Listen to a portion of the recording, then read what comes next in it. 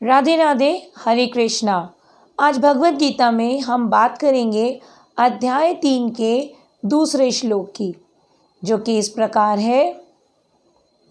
व्यामिश्रणेव व्याख्यायेन बुद्धिं मोहयासीव मे तदेकं वद निश्चयते येन श्रेयहम् अपूनुयाम्। अर्थात अर्जुन कहते हैं कि आपके अनेकार्थक उपदेश से मेरी बुद्धि भ्रमित हो गई है। कृपा मुझे निश्चित रूप से कोई एक मार्ग बताएं जो मेरे लिए सर्वाधिक लाभदायक हो। अर्जुन यहाँ कहते हैं, मैं बुद्धिम, मेरी बुद्धि, मोहयासीव, मोहित हो रही है। परंतु गीता के उपदेश से तो बुद्धि में एक निश्चितता आनी चाहिए थी, परंतु तुम भ्रमित क्यों हो रहे हो? कृष्ण ऐसा पूछते हैं, तुम भ्रमित क्यों हो रहे हो? गीता के उपदेश से तो तुम्हारे विचारों में एक निश्चितता आनी चाहिए थी, परंतु तुम तो भ्रमित हो रहे हो।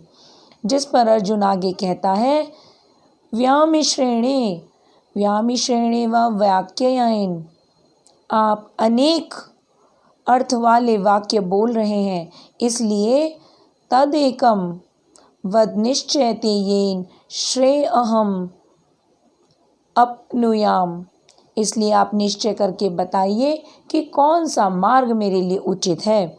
कृष्ण ने भी तो बहुत सारी बातें अर्जुन को एक साथ बता दी, जैसे सांख्य योग, जिसमें आत्मा और परमात्मा का संपूर्ण ज्ञान था।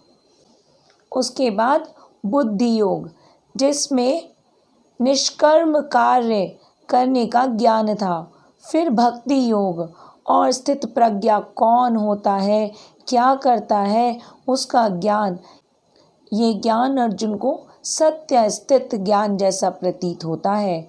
अर्जुन श्री कृष्ण के अभिप्राय को यह सोचकर गलत समझते हैं कि यदि ज्ञान कर्म से श्रेष्ठ है, तब फिर वह इस युद्ध में भाग लेने के नौने कर्तव्य का पालन क्यों करे।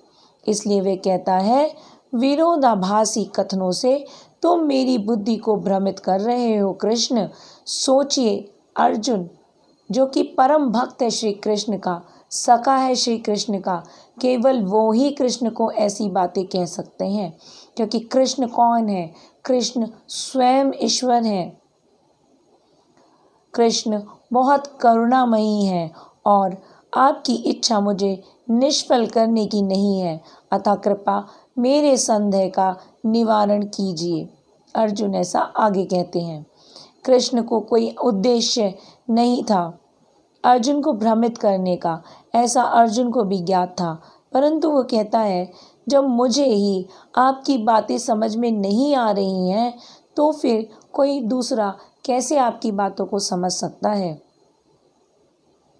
इसलिए वे कृष्ण से साफ साफ समझाने के लिए बार बार कहते हैं, आग्रह करते हैं।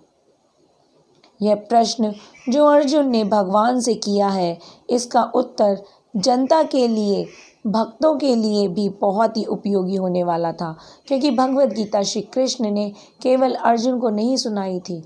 अर्जुन तो केवल निमित्त मात्र थे, अपितु कृष्ण ने जो भगवत गीता के उपदेश दिए थे, वह उपदेश हमारे लिए थे, कलयुग के प्राणियों के लिए थे, क्योंकि वे जानते थे कलयुग में प्राणी कितना ही भटक जाएगा, और उस कलयुग के प्राणी के लिए अर्जुन को निमित्त बनाकर भगवान श्री कृष्ण ने गीता के उपदेश दिए थे। अर्जुन तो भगवान के सखा थे, उन्हीं के साथ हर समय रहते थे, तो फिर अर्जुन को भगवत गीता के उपदेशों की ज़रूरत ही नहीं थी, क्योंकि कृष्ण उनके साथ ही थे और युद्ध में भी साथ खड़े थे।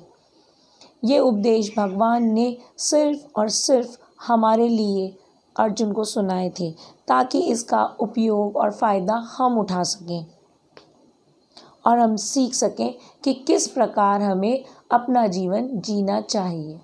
इसी के साथ राधे राधे, हरे कृष्णा, हरि बोल।